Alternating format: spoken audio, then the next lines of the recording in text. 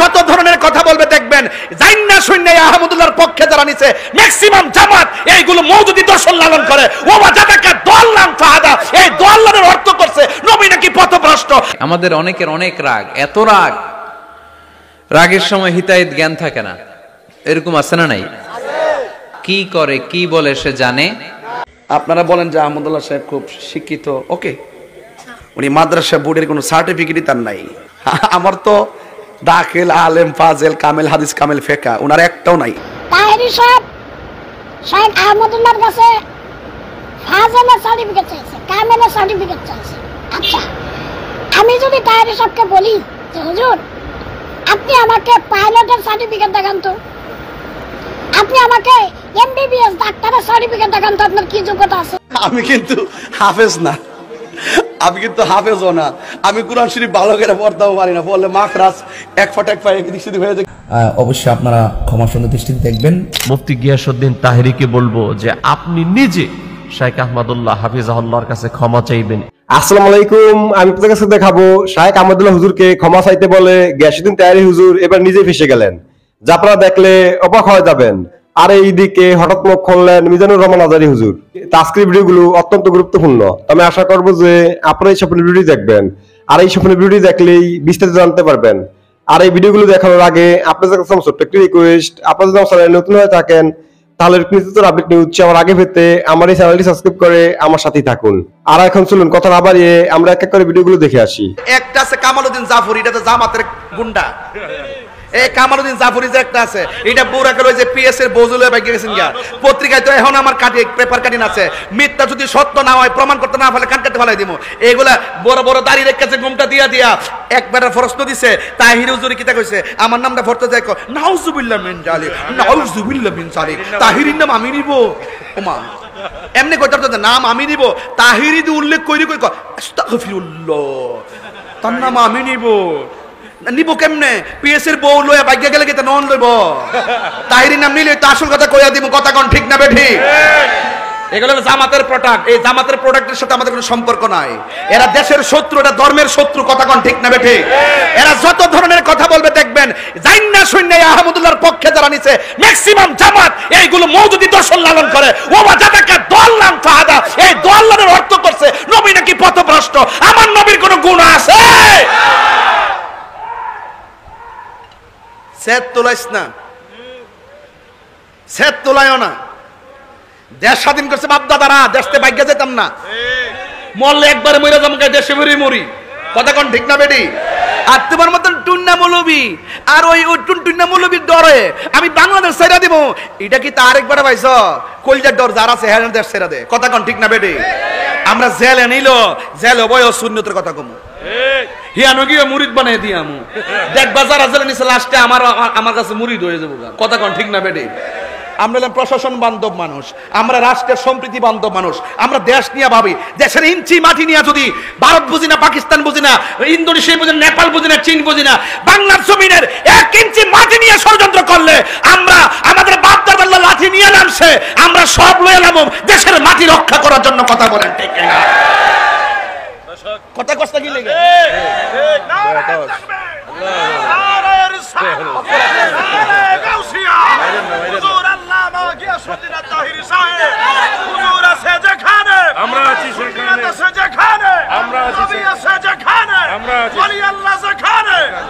আপনারা কি কষ্ট পাইছেন আমার প্রতি? আমার প্রতি রাগ করছেন আপনারা? আমরা ধর্ম নিয়েও ভাবতে হবে, রাষ্ট্র নিয়েও ভাবতে হবে। এই রাষ্ট্রের ভাবমূর্তি যেন কেউ নষ্ট না করতে পারে সেই দিকে খেয়াল রাখতে হবে, ধর্মের ভাবমূর্তি যেন কেউ নষ্ট করতে না পারে সেই দিকে খেয়াল রাখতে হবে। আমরা একমাত্র সুন্নিয়তের বক্তা, সুফি দর্শন লালন করি, মুক্তিযুদ্ধের চেতনায় কথা বলি, স্বাধীনতার সপক্ষে কথা বলি, রাষ্ট্রের সম্প্রীতি নিয়ে ভাবি। হিন্দু, খ্রিস্টান, বৌদ্ধ, মুসলমান যার যার ধর্ম পালন করবে, কেউ কাউকে আঘাত করবে না। দেশটার সকল ধর্মের মানুষ মিল্লা স্বাধীন করেছে, এই জন্য তুমি তোমার ধর্ম পালন করো, আমি আমার ধর্ম পালন করব। ধর্মের নাম ব্যবহার করে নবীর বিরুদ্ধে কথা বলবা, রাষ্ট্রের নামে এই বাংলার জমিনে বসবাস করে এই রাষ্ট্রের সম্প্রীতি বিনষ্ট করবা, এই সুযোগ কাউকে দেওয়া হবে না, কথা বলেন ঠিক কিনা? তোমার সাহস কত আমার নবীর বিরুদ্ধে কথা বলো? সাফার দাঁত ফলাই দেবো। কিছুদিন ধরেই আমাকে নিয়ে মানুষ অনেক টল করতেছে এবং আমাদের কওমি অঙ্গনের কিছু আলেমের এই ছবিগুলা নিয়ে বিভিন্ন জায়গায় মানুষ লাগাইতেছে। এতে আমি বিবেচনা করে দেখলাম যে এটা নিয়ে একটু কথা বলা দরকার,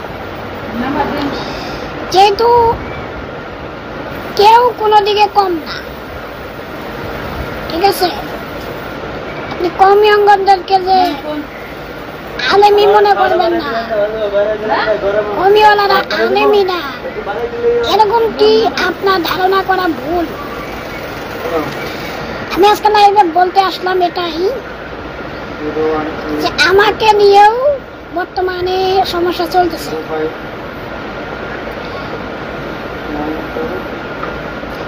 তাওহীদ ইসলাম, কি খবর, কেমন আছেন? আলহামদুলিল্লাহ অনেক ভালো আছি।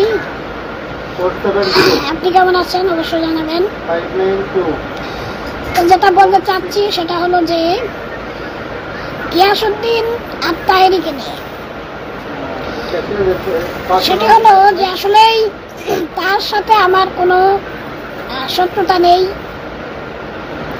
এবং তাকে আমি গালাগালি করেছি বা তুচ্ছ তাচ্ছিল্য ভাষায় কথা বলেছি এরকমটিও কেউ দেখাতে পারবে না।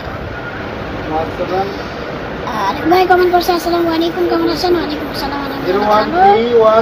আরেক ভাই কমেন্ট করছে কোথায় আছেন? তো বাজারে আছে।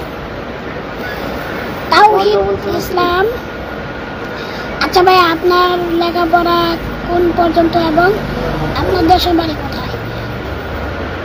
ইনশাআল্লাহ কমেন্টের রিপ্লাই পরে দেওয়া হবে। তো যেটা বলতেছি যে তাহেরীকে আমি ধমক দিয়েছি, এটা নিয়ে অনেকে কথা বলতেছে। আমি আসলে ধমক দেই না। তাহেরী যদি নিজেকে আলেম দাবি করে তাহলে তাকে শেখ আহমদুল্লাহ যে একজন আলেম এটা মানতে হবে।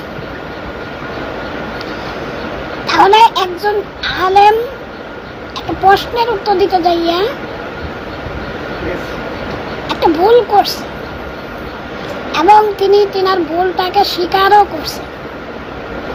তো করার পরেও গিয়াসউদ্দিন আত-তাহেরী এটা নিয়ে আরো মাতামাতি বেশি করতেছে। কেন? যে তিনি ভুল করলো, মাপ চাইলো, পরে কেন, আগে কেন চাইলো না? তো আমি এক্ষেত্রে বলবো যে সে মূলত কওমি অঙ্গনের অনেকেই তাকে এই ভুলের জন্য সংশোধন হইতে বলেছে। শুধু গিয়াসউদ্দিন আত-তাহেরী বলেছে বা সুন্নি অঙ্গনের আলেমরা বলেছে, বিষয়টা এরকম নয়। এখন প্রশ্ন হলো যে আমি কেন তাহেরীকে ধমক দিলাম, প্রশ্নটা এখানে। তো প্রশ্নটা হলো, উত্তরটা হলো যে আসলেই শেখ আহমদুল্লাহর বক্তব্য ভুল হয়েছে, সেটার ভুল ধরেছে, এই কারণে আমি কিন্তু ধমক দিই নাই, আমি কিন্তু এটা উল্লেখ করি নাই। তা শেখের তো ভুল হয় নাই, আপনি ভুল ধরলেন কেন, আপনি মাপ চান। আমি কি এইভাবে বলছি ভিডিওটা? বলি নাই। আমি ভিডিওটা বলেছি, আচ্ছা একজন বলছে তুই থাকবি মসজিদে, লাইভে কি করস? হ্যাঁ রে পাগল রে, মানে রাস্তাঘাটে হইয়া ঘুরবি তোরা, আর আমরা যদি বাজার ঘাটে আসি তাও দোষ। বেয়াদব সেদব এগুলো লাইভ দেয় কেন? পুরাই বেয়াদব। মসজিদে নয় ইবাদতের জায়গা, মসজিদে কি মানুষ সবসময় বসে থাকে? আর মসজিদে বসে থাকবে আর কোনো মানুষ যাবে না? তোদের জন্য কি মসজিদ না?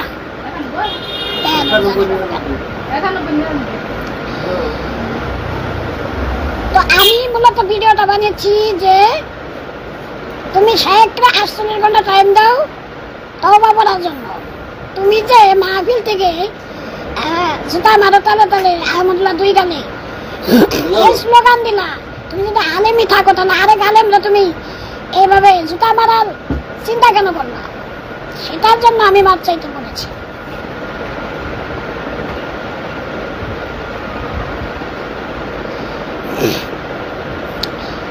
তো সেটা নিয়ে অনেকেই আমাকে ফোন দিয়েছে এবং ফোন দিয়ে যোগ্যতা জিজ্ঞাসা। আসলে যোগ্যতার বিষয় না, একজন আলেম আর একজন আলেমকে তুচ্ছ তাচ্ছিল্য ভাষায় গালাগালি করবে এর বংশ ঠিক নাই, বাপ ঠিক নাই, এরা ঠিক নাই, হেরা ঠিক নাই, এত কিছু কেন? নবীর সামনে বেয়াদবি করেছে, ভুল করেছে, এই প্রসঙ্গে কথা হবে। তার বাপ ঠিক নাই, জন্ম ঠিক নাই, এগুলা ঠিক নাই, এগুলোর মধ্যে আমরা যাবো কেন? আমারও অনেকে বলেছে, অনেকেই সুন্নি এক বক্তা দেখলাম আমার এই পেজেও, আমি তার ভিডিওটা দিয়েছি, আমি ওই ডুয়েট ভিডিও করেছি, এবং আমি সেই প্রসঙ্গে বলতে চাই যে বলতেছে যে আমি নাকি বাদাম বেচতাম, বাদাইমা ছিলাম, সেখান থেকে ধরে এনে মানুষ আমারে ওয়াজের ময়দানে আনছে। একটা জিনিস মনে রাখবেন, আমি কওমিতে 9 বছর লেখাপড়া করেছি এবং এখন বর্তমানে আলিয়াতে পড়তেছি। আমি দাখিল পরীক্ষার্থী। আমি কেন দাখিলে ভর্তি হইলাম? আমি যখন মাঠে ময়দানে ওয়াজ করতেছি, যথেষ্ট একজন বক্তা যে পদ্ধতিতে কথা বলে, একজন বক্তা ওয়াজ করতে গেলে যা যা লাগে তার ভিতরে আলহামদুলিল্লাহ কিছুটা হলেও আছে মুরব্বীদের নেক নজরে। তো সেক্ষেত্রে আমি বলবো যে কেন দাখিলে ভর্তি হলাম? আর একটু আস্তে কথা বল। তো যেটা বলতেছিলাম, আলিয়াতে কেন ভর্তি হলাম, এই যে সুন্নিরা কিন্তু কোনোদিন কওমি মাদ্রাসায় পড়ে না, তারা কোথায় পড়ে? আলিয়াতে পড়ে। তো আমি দেখতেছি যে এই যে ভণ্ডামিগুলা করে, এই যে আয়াত নিয়া, হাদিস নিয়া, এরপরে দরুদ নিয়া, এটা নিয়া, সেটা নিয়ে যে ভণ্ডামিগুলাই করে জোর জবরদস্ত ভাবে, এগুলো সহি কিনা কোরআন হাদিস মোতাবেক এটা জানার জন্যই আমি আলিয়াতে ভর্তি হয়েছি। কেন? যে এটা আলিয়াতে আছে কিনা, কওমিতে তো নাই, ভণ্ডামি কওমিতে নাই, এটা আলিয়াতে আছে। আলিয়াতে যারা লেখাপড়া করে তারাই ভণ্ডামি করে। তো এটা আসলেই সত্যিকার আত্মে আছে কিনা এটা জানার জন্য আমি আলিয়াতে ভর্তি হয়েছি। তো আমি তাহেরি সাহেবকে বলবো যে তিনি মাঝখানে আরেকটা বক্তব্য দিয়েছেন, যেই বক্তব্যটা তার ভুল হয়েছে আপনারা বলবেন, বিবেচনা আপনারা করবেন। তাহেরি সাহেব শাহেখ আহমদুল্লাহর কাছে ফাজেলের সার্টিফিকেট চাইছে, কামেলের সার্টিফিকেট চাইছে। আচ্ছা, আমি যদি তাহেরি সাহেবকে বলি যে হুজুর আপনি আমাকে পাইলটের সার্টিফিকেট দেখান তো, আপনি আমাকে এমবিবিএস ডাক্তারের সার্টিফিকেট দেখান তো, আপনার কি যোগ্যতা আছে? সে কি দেখাইতে পারবে? সে এক জবাব দিবে যে আমি তো দাখিলে লেখাপড়া করেছি, আলিয়াতে লেখাপড়া করেছি, আমি ওই পাইলটের সার্টিফিকেট পাবো কোথায়? আমি ডাক্তারি সার্টিফিকেট পাবো কোথায়? আমি তো ডাক্তারি পড়িই নাই। তাহলে শাহেখ আহমদুল্লাহ সাহেব ওনার কাছে দাখিলের সার্টিফিকেট চাইলে, আলিয়ার সার্টিফিকেট চাইলে উনি কেমনে দিবে? উনি তো আলিয়াতে পড়ে নাই। এটা আমার আপনার মাথায় বোঝা দরকার, এটা সাধারণ মানুষও বুঝবে। আপনারা যারা সাধারণ মানুষ আছেন আপনারাও বুঝবেন যে একজন আরেক লাইনের ছাত্র আরেক লাইনের সার্টিফিকেট কেমনে দেখাবে? এই যে স্কুলে যারা পড়েন, যারা আর্টস নিয়ে লেখাপড়া করেন, কমার্স নিয়ে লেখাপড়া করেন, সায়েন্স নিয়ে লেখাপড়া করেন, আচ্ছা যারা সায়েন্স নিয়ে পড়েন তারা কি আর্টসের সার্টিফিকেট দেখাইতে পারবেন? বা যারা পড়ছেন ক্লাস 10 পর্যন্ত তারা কি কলেজের সার্টিফিকেট দেখাইতে পারবেন? এটা আসলেই আপনাদের মাঝে কি বলবো, যে মাথায় চিন্তা করলেই হয়। এ মনে করেন যে এত প্রকারের মাথা সেন্স নাই, মাথা সেন্স নাই। আমাদের এক হুজুর বলতেছে যে এই ওই সার্টিফিকেট দিয়ে কি তুই ঘাস খাবি? তো সার্টিফিকেটটা কি হবে? ভুল হয়েছে, ভুল ধরা যায়, বাস। সার্টিফিকেটের প্রয়োজন কি? আমাকে অনেকে অনেক গালি দেন, আমি কিছু মনে করি না। এর একটা কারণ, মনটাকে সান্ত্বনা দেয় যে রাসূল 40 বছর পর্যন্ত তিনি বলে নাই আমি নবী। সবার কাছে তিনি আলহামদুলিল্লাহ মানে সোনার খনির চাইতেও দামি ছিলেন। তিনি যেই বললেন যে আমি হইলাম নবী, আমার ধর্ম তোমরা অনুসরণ করো, এরপর থেকে কিন্তু গালি গালাজ আবু জেহেল, তারপরে উদ্বা সাইবা এরা পিছনে লাগছে এরপরে নবুয়ত পাওয়ার পরে। কারণ তিনি বলতেছে যে আমার ধর্ম অনুসরণ করো। এই রে মোহাম্মদ আবার নতুন ধর্ম পাইল কই, এটা বানাওয়াট। তখন দিকে গালি খাইছে, মায়ের খাইছে, না খাইয়া থাকছে, জুলুম অত্যাচার অনেক কিছু পাইছে। তো ওই যে একটা হাদিস আছে না, ইন্নাল উলামা ওয়ারাসাতুল আম্বিয়া, উলামায়ে কেরাম হলো রাসূলগণের ওয়ারিস। তো রাসূলের সেই কষ্টের তুলনায়, গালির তুলনায় বর্তমান জামানে হক্কানি উলামায়ে কেরামরা যে কষ্টে আছে এটা আসলে কিছুই না। আর আপনারা যারা আমাকে বেশিরভাগ গালাগালি করেন, আমি তাও কিছু মনে করি না, আমি ধৈর্য ধরে আছি, এটা জবাব ইনশাল্লাহ আমি দেব। সাধারণ পাবলিক না বুঝে আরেকজনের বিরুদ্ধে কিভাবে লেখালেখি করে, এটা আমি ইনশাল্লাহ জবাব দিব সামনে। তো যারাই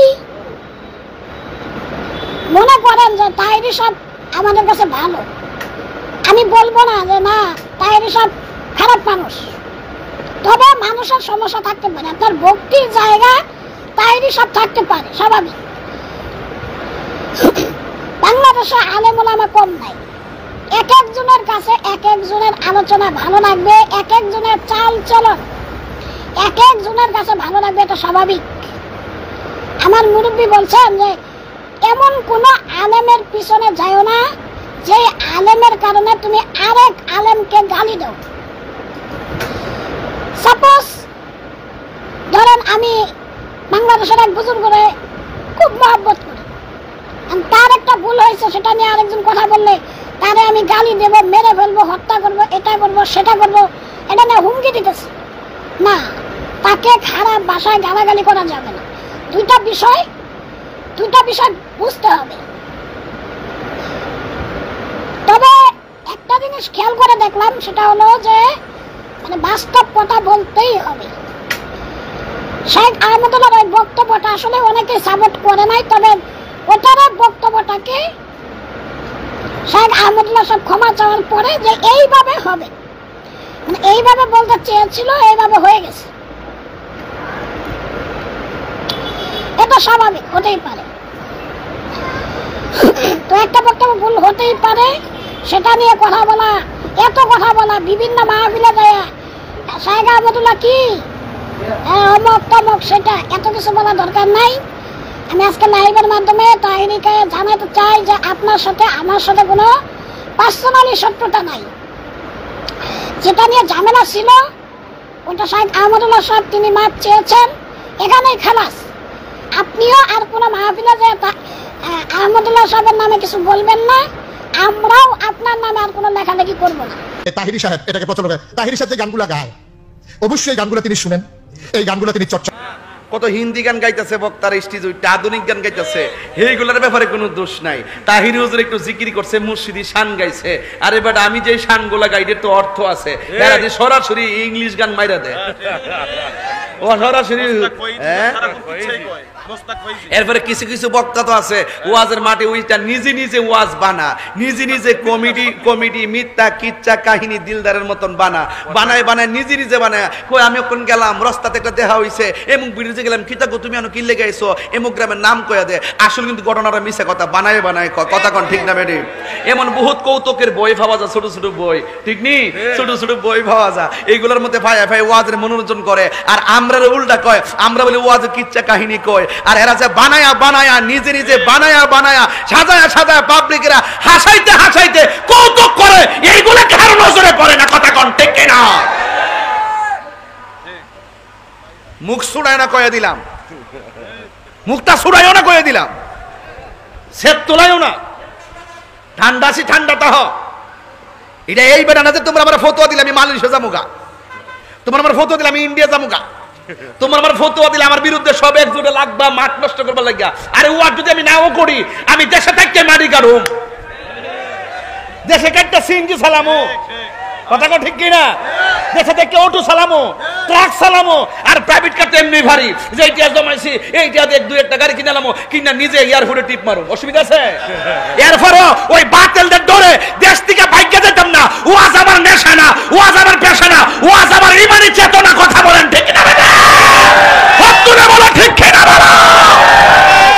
তাকবীর, আল্লাহু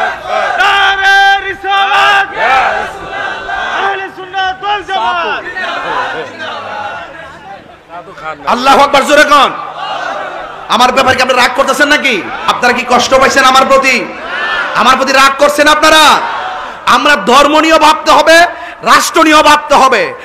এই রাষ্ট্রের ভাবমূর্তি যেন কেউ নষ্ট না করতে পারে সেই দিকে খেয়াল রাখতে হবে। ধর্মের ভাবমূর্তি যেন কেউ নষ্ট করতে না পারে সেই দিকে খেয়াল রাখতে হবে। আমরা একমাত্র সুন্নিয়তের বক্তা, সুফি দর্শন লালন করি, মুক্তিযুদ্ধের চেতনায় কথা বলি, স্বাধীনতার সপক্ষে কথা বলি, রাষ্ট্রের সম্প্রীতি নিয়ে ভাবি। হিন্দু, খ্রিস্টান, বৌদ্ধ, মুসলমান যার যার ধর্ম পালন করবে, কেউ কাউকে আঘাত করবে না। দেশটার সকল ধর্মের মানুষ মিল্লা স্বাধীন করেছে, এই জন্য তুমি তোমার ধর্ম পালন করো, আমি আমার ধর্ম পালন করব। ধর্মের নাম ব্যবহার করে নবীর বিরুদ্ধে কথা বলবা, রাষ্ট্রের নামে এই বাংলার জমিনে বসবাস করে এই রাষ্ট্রের সম্প্রীতি বিনষ্ট করবা, এই সুযোগ কাউকে দেওয়া হবে না। কথা বলেন ঠিক কিনা? তোমার সাহস কত আমার নবীর বিরুদ্ধে কথা বলো? সাফার দাঁত ফলাই দেবো দিয়েছে। তাহিরকে ভণ্ড বলো, মাজার পূজারি বলো, ইচ্ছা মতো যা মন চায় তাও কও। তুমি কইবা যে এই মাইক ধরে, এই মাইক হলো আমাদের জন্য, এই মাইক নবী বিদ্বেষীদের জন্য। আপনারা বলেন যে আহমদুল্লাহ সাহেব খুব শিক্ষিত, ওকে, উনি মাদ্রাসা বোর্ডের কোনো সার্টিফিকেটই তার নাই। আমার তো দাখিল, আলেম, ফাজেল, কামেল, হাদিস, কামেল, ফেকা ওনার একটাও নাই। ওনার উইকিপিডিয়া দেখলাম যে এটা উল্লেখই নাই। কওমিতে পড়ছে, নাহবিমির পড়ছে, কিছু গুগল থেকে বাইর করে দলিল টলিল পড়ছে, বিভিন্ন প্রশ্ন নিজে তৈরি করে উত্তর দিয়ে মানুষ মনে করে যে উনি বড় শায়েখ। কথাই পণ্ডিত আর কি, কথাই পণ্ডিত, কথাই পণ্ডিত তো ইবলিসও ছিল। কথা কোন ঠিক না বেঠে? শায়েখ আহমদুল্লাহ ও আমির হামজাকে নতুনভাবে চ্যালেঞ্জ দিয়েছে গিয়াসউদ্দিন তাহিরি। গিয়াসউদ্দিন তাহিরির দাবি হলো শায়েখ আহমদুল্লাহ সাহেবের কোনো সার্টিফিকেট নাই এবং আমির হামজা সাহেবকে তিনি চ্যালেঞ্জ দিয়েছেন নবুয়াতের 40 বছরের যে দাবিটা রয়েছে এর আগেই যে রাসূল সাল্লাল্লাহু আলাইহি ওয়াসাল্লাম নবী হয়েছেন এটা তিনি দেখিয়ে দিবেন আমির হামজা সাহেবকে। এবং তিনি বলেছেন যে তিনি যে পরিমাণ রাসূল সাল্লাল্লাহু আলাইহি ওয়াসাল্লামকে নিয়ে গবেষণা করেছেন এই পরিমাণ গবেষণা শায়েখ আহমদুল্লাহ এবং আমির হামজা সাহেবের নাই। শায়েখ আহমদুল্লাহ সাহেব তো আলিয়া মাদ্রাসায় পড়ালেখা করে নাই অথবা ইউনিভার্সিটি লেভেলে পড়ালেখা করে নাই, যার কারণে বাংলাদেশ স্বীকৃত যে সার্টিফিকেটগুলো এগুলো শায়েখ আহমদুল্লাহ সাহেবের নাই। যেহেতু তিনি কওমি ব্যাকগ্রাউন্ডের একজন আলেম দ্বীন, যার কারণে তার কওমি মাদ্রাসা সার্টিফিকেট রয়েছে। তো এটা নিয়ে যদি তাকে ঘায়েল করার চেষ্টা করা এটা নিতান্তই একটা মূর্খতা ছাড়ার কিছু নয়।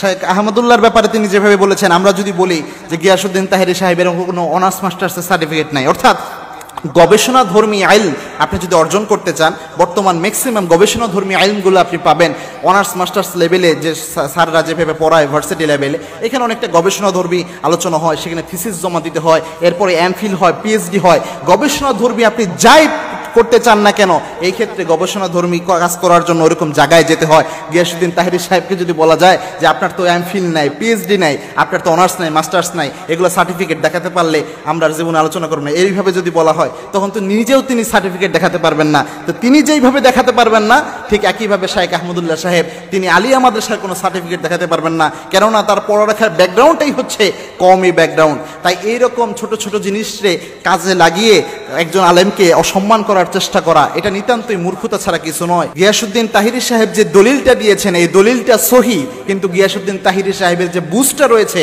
এই বুঝটা সহি নয়। একটা হাদিস সহি হওয়া আর ওই হাদিসের সহি বুঝা এই দুইটা জিনিস কিন্তু এক নয়। গিয়াসউদ্দিন তাহিরি সাহেব যে দলিলটা নিয়ে এসেছেন এটা তিরমিজি শরীফের 3609 নম্বর হাদিস। আল্লাহর হাবিব সাল্লাল্লাহু আলাইহি ওয়াসাল্লামকে জিজ্ঞেস করা হয়েছিল মাতা ওয়াজাবাত লাকান নবুওয়া, ইয়া রাসূলুল্লাহ আপনার উপর কখন নবুয়ত অবধারিত হয়েছে? আল্লাহর হাবিব সাল্লাল্লাহু আলাইহি ওয়াসাল্লাম জানিয়েছেন আদম আলাইহিস সালাম যখন রূহ এবং শরীরের মাঝামাঝি অবস্থান করছিলেন ওই সময় থেকে আমি নবী নির্ধারিত। আল্লাহর হাবিব সাল্লাল্লাহু আলাইহি ওয়াসাল্লাম জানিয়েছেন আদম আলাইহিস সালাম যখন রূহ এবং জাসাদ শরীরের মাঝামাঝি অবস্থান করছিলেন তখন থেকে আমি নবী হিসাবে নির্ধারিত। মনে রাখবেন নবী হিসাবে নির্ধারিত হওয়া এবং নবুয়ত প্রাপ্ত হওয়া এই দুইটা জিনিস কিন্তু এক নয়। এটাই বারবার আমরা বলেও বুঝাতে পারি না। একজন মানুষ নবী হিসাবে নির্ধারিত, যেটা আল্লাহ রাব্বুল আলামিন পৃথিবীর সৃষ্টির আগ মুহূর্তেই কার কপালে কি হবে এটা তো লিখে রেখেছেন। গিয়াসউদ্দিন তাহিরি সাহেব প্রিয় ভাই আপনার প্রতি সম্মান রেখেই বলছি, আপনি পৃথিবীতে কবে আসবেন, কবে মারা যাবেন, আপনার মৃত্যু কবে হবে এটা তো আপনার তাকদীর অনেক আগে লিপিবদ্ধ। আপনি এই পৃথিবীতে আসার আগেই লিপিবদ্ধ হয়ে গিয়েছে, কিন্তু আপনি তো এখনো অফিসিয়ালি মারা যান নাই। যে মৃত্যুবরণ করতে হয় এটা তো এখনো হয় নাই, তাহলে কি আপনাকে মরহুম গিয়াসউদ্দিন তাহরি এটা কি বলা যাবে কিনা? যদি এটা বলা যায় তাহলে রাসূল ইসলামের এই বুঝটা আপনি যে বুঝেছেন এটা ঠিক আছে, কিন্তু যদি এটা না বলা যায়, যতক্ষণ পর্যন্ত মালাকাল মউত এসে আপনার জান কবজ না করবে ততক্ষণ যদি আপনাকে মরহুম বলা না যায়, একইভাবে রাসূল ইসলাম অফিসিয়ালি যতক্ষণ পর্যন্ত এই ডিক্লারেশন না পেয়েছেন যে তিনি একজন নবী, তার উপর যতক্ষণ ওহী আসে নাই, তার আগ মুহূর্তে রাসূল ইসলামের যে জীবন ছিল ওটাকে নবুয়তি জিন্দেগি বলা যাবে না, ওটা রাসূল ইসলামের অন্য আলাদা জিন্দেগি ছিল। তবে ওই সময়টাও রাসূল সাল্লাল্লাহু আলাইহি ইসলামের অনুসরণীয় অনেক কিছু রয়েছে। ওই সময় রাসূল ইসলাম মিথ্যা কিছু বলেন নাই। রাসূল ইসলাম ওই সময়ই আলামিন হিসেবে গোটা মক্কা মদিনায় রাসূল ইসলাম সমাদৃত ছিলেন এবং আল্লাহর হাবিব সাল্লাল্লাহু আলাইহি ইসলামের যে আমানতদারিতা, বিশ্বস্ততা, ন্যায়পরায়ণতা, সত্যবাদিতা, এগুলো দিয়ে ব্যাপক জনপ্রিয় ছিলেন রাসূল সাল্লাল্লাহু আলাইহি ইসলাম। পাশাপাশি বিচার ফয়সালার বিভিন্ন কাজেও আল্লাহর হাবিব সাল্লাল্লাহু আলাইহি ইসলাম অনন্য ছিলেন। এই ক্ষেত্রে একটা মারাত্মক ভুল আমাদের অনেক ভাই করে থাকে, এই হাদিসগুলোকে যখন দেখে তারা ভাবে যে না এই তো রাসূল ইসলাম নিজেই বলছেন যে আমি আগে থেকেই নবী, কিন্তু এটা হচ্ছে নবুয়াত নির্ধারিত হওয়া, যে রাসূল ইসলাম নবী হবেন এই ঘোষণা আল্লাহর হাবিব সাল্লাল্লাহু আলাইহি ইসলাম দিয়েছেন। এই ক্ষেত্রে যদি আপনি আরেকটা হাদিস দেখেন যেটা বুখারী শরীফে এসেছে, বুখারী শরীফের 3902 নম্বর হাদিস, ইবনে আব্বাস রাদিয়াল্লাহু তাআলা আনহু এই হাদিসটা বর্ণনা করেছেন। আল্লাহর হাবিব সাল্লাল্লাহু আলাইহি ইসলামের ব্যাপারে ইবনে আব্বাস রাদিয়াল্লাহু তাআলা আনহু বর্ণনা করেছেন, বয়সা রাসূল সাল্লাল্লাহু আলাইহি ওয়াসাল্লাম লি 40 সানা, আল্লাহর হাবিব সাল্লাল্লাহু আলাইহি ইসলামের বয়স যখন 40 বছর হয় তখন তিনি নবুয়ত প্রাপ্ত হয়েছেন। সুবহানাল্লাহ, আল্লাহর হাবিব সাল্লাল্লাহু আলাইহি ইসলাম 40 বছর বয়সে নবুয়ত প্রাপ্ত হয়েছেন। ইবনে আব্বাস রাদিয়াল্লাহু তাআলা আনহু রাসূল ইসলামের ব্যাপারে বলছেন, যদি এটাই হতো রাসূল সাল্লাল্লাহু আলাইহি ওয়াসাল্লাম একদম জন্ম থেকেই নবী হিসেবে জন্মগ্রহণ করেছেন, অর্থাৎ নবুয়ত প্রাপ্ত হয়েই জন্মগ্রহণ করেছেন, তাহলে এই হাদিসটা এইভাবে আলাদাভাবে বলার তো কোনো কারণ আসতো না। আবার রাসূল ইসলাম নিজেও বলেছেন যে নবুয়ত প্রাপ্তির আগে মক্কায় একটি পাথর ছিল, যে পাথরটি আমাকে সালাম দিত আমি যখন নবী হই নাই তখন, এরপরে নবুয়ত প্রাপ্ত হওয়ার পরেও ওই পাথরটি আমাকে সালাম দেয়, ওই পাথরটাকে আমি চিনি। তো রাসূল সাল্লাল্লাহু আলাইহি ওয়াসাল্লাম নিজেই তো দুইভাবে ভাগে ভাগ করলেন, যে নবুয়ত প্রাপ্তির আগে এবং নবুয়ত প্রাপ্তির পরে। তো এই এত দলিলগুলো যদি আপনি গবেষণা করেন তাহলে বুঝতে পারবেন যে না, রাসূল ইসলামের নবুয়ত পরবর্তী পার্টটা আলাদা আর নবুয়তের পূর্ববর্তী পার্টটা আলাদা। এবং কি রাসূল ইসলামের যে হাদিসগুলা গিয়াসউদ্দিন তাহরি ভাই সহ অন্যান্য সুন্নি আলেম ভাইয়েরা নিয়ে আসেন, মহব্বতের সাথেই বলতেছি, আপনারা প্রত্যেকটা হাদিস নিয়ে আসেন, এই হাদিসগুলো অবশ্যই সহি, তবে এই হাদিসের বুঝ যে আপনি বুঝেছেন এই বুঝগুলো সহি নয়। কেননা এই হাদিসটা বুঝটা আপনারা বুঝতে হয়তো ভুল করেছেন, কারণ আল্লাহর হাবিব সাল্লাল্লাহু আলাইহি ওয়াসাল্লাম নবী হিসেবে নির্ধারিত হয়েছেন অনেক আগে, এটা সত্য। তবে আল্লাহর হাবিব সাল্লাল্লাহু আলাইহি ওয়াসাল্লাম অফিশিয়ালি নবুয়তের ডিক্লারেশন পেয়েছেন, তিনি যখন 40 বছর হয় ওই সময় তিনি নবী হিসেবে ডিক্লারেশন পেয়েছেন। এখন আরেকটা বড় ধরনের এখানে মিস্টেক হয়, যে জিনিসটা সবচেয়ে খারাপ জিনিস, যেমন শাইখ আহমদুল্লাহ সাহেব, আমাদের উচিত হচ্ছে আমাদের মতভেদ থাকবে, একজন আলেমের সাথে আরেক আলেমের দ্বিমত থাকতে পারে, এটা রাসূল সাল্লাল্লাহু আলাইহি ওয়াসাল্লামের পরবর্তী যুগ থেকেই চলে আসছে এবং কিয়ামত পর্যন্ত এটা থাকবে। এবং আলেমদের মধ্যে এই দ্বিমত থাকা এবং দল হিসেবে আলাদা হয়ে যাওয়া, এই দুইটা কিন্তু এক নয়। অনেক ক্ষেত্রে আবু হুরায়রা রাদিয়াল্লাহু তাআলা আনহু যে মত পোষণ করতেন, ইবনে আব্বাস রাদিয়াল্লাহু তাআলা আনহু আরেক মত পোষণ করতেন, আবার আব্দুল্লাহ ইবনে মাসউদ রাদিয়াল্লাহু তাআলা আনহু আরেক মত পোষণ করতেন। এরকম বহু মাসালা যদি আপনারা গবেষণা করেন দেখবেন, এবং বিশেষ করে ফিকার একটি কিতাব আছে ফিকুস সুন্নাহ, এটা যদি আপনারা অধ্যয়ন করেন এখানে দেখবেন সাহাবীদেরও বিভিন্ন ফতোয়ার ব্যাপারে বিভিন্ন মতানৈক্য রয়েছে, বিভিন্ন মতবাদ তারা পোষণ করেছেন। সুতরাং আমাদের উচিত হচ্ছে যে মতই পোষণ করি, এক দলের আলেম হয়ে আরেক দলের আলেমের ব্যাপারে ন্যূনতম ভদ্রতা বোধটা রাখা এবং তার ব্যাপারে কথা বলার সময় শালীনতার সাথে, ভদ্রতার সাথে, মহাব্বতের সাথে কথা বলা। এবং সাধারণ মানুষদের আমাদের উচিত হচ্ছে আলেমদের বিরুদ্ধে যেন আমরা কোনো কিছু না বলি, আমরা এক দলের আলেম হয়ে আরেক দলের আলেমকে যেন অনেক বাজেভাবে কিছু না বলি। মনে রাখবেন আল্লাহর হাবিব সাল্লাল্লাহু আলাইহি ওয়াসাল্লাম জানিয়েছেন, মান আকরামা আলিমান ফাকাদ আকরামানি ওয়া মান আকরামানি ফাকাদ আকরামাল্লাহ, যে ব্যক্তি আলেমকে ভালোবাসে সে যেন আমি স্বয়ং নবীকে ভালোবাসে, আর যে নবীকে ভালোবাসে সে যেন স্বয়ং আল্লাহরে ভালোবাসে। সুবহানাল্লাহ, আল্লাহর হাবিব সাল্লাল্লাহু আলাইহি ওয়াসাল্লাম জানিয়েছেন আলেমদের যে ভালোবাসে সে যেন স্বয়ং আমি নবীকে ভালোবাসে, আর নবীকে যে ভালোবাসলো সে যেন স্বয়ং আল্লাহকে ভালোবাসলো। আবার আল্লাহর হাবিব সাল্লাল্লাহু আলাইহি ওয়াসাল্লাম জানিয়েছেন এই আলেমরা হচ্ছে নবীদের ওয়ারিস। সুতরাং আমাদের উচিত হচ্ছে আলেমদের ব্যাপারে রেসপেক্ট রেখে তাদের ব্যাপারে কথা বলা। আল্লাহ রাব্বুল আলামিন এই কথাগুলো বুঝার তৌফিক আমাদের সকলকে দান করুন, আল্লাহুম্মা আমিন। আমাদের অনেকের অনেক রাগ, এত রাগের সময় হিতাহিত জ্ঞান থাকে না, এরকম আছে না নাই? কি করে কি বলে সে জানে। পৃথিবীর সবাই আমরা রাগী, কেউ কম কেউ বেশি, এটা ভেরি ন্যাচারাল। আমাদের দেহে একটা হরমোন আছে অ্যাড্রেনালিন বলে আর কি, এটাকে adrenaline hormone triggers up your bodies fight response. এটা যখন নিঃসরিত হয় দেহ থেকে, আপনার বডি তখন ফাইট করতে মনে চায়, কোপায়ালামু, মাইরালামু তরে, হোতায়ালামু অক্করে, এরকম একটা অ্যাটিটিউড চলে আসে না? এটা ন্যাচারাল। এই অ্যাড্রিনালিন হরমোন যখন নিঃসরিত হয়, এটা আপনার ফাইট রেসপন্সকে ট্রিগার আপ করে। তখন আপনার দেহ খুব উত্তেজিত, ফাইট করতে মনে চায় এখনই ধরি ওরে, আছে না নাই? তবে এটা ভালো কাজে লাগাইতে হবে। রাগটা পারা যাবে না। রাগ কিন্তু খুব ভয়ঙ্কর। এই রাগের শারীরিক মানসিক অনেক ক্ষতি আছে। হার্ট অ্যাটাক করে অনেকে রাগে, স্ট্রোক করে ফেলে।